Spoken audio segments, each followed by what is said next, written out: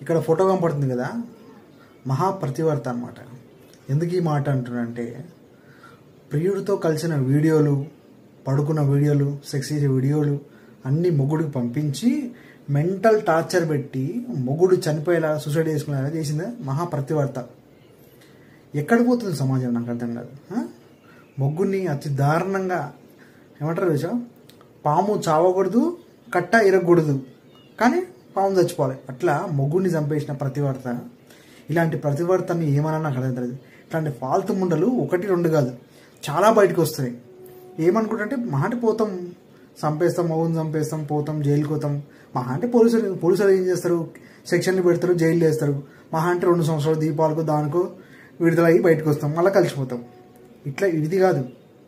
పోలీసులు చూస్తే ఉచ్చ పోసుకోవాలి. పోలీసులను చూస్తే సెక్షన్లు అమ్మో, ఒక ఆడపిల్లని ముట్టుకోవాలన్నా, ఒక మనిషిని చంపేయాలన్నా, మనిషిని కొట్టాలన్నా సరే, తిట్టాలన్నా సరే భయపడాలని శిక్షలు తేవాలి.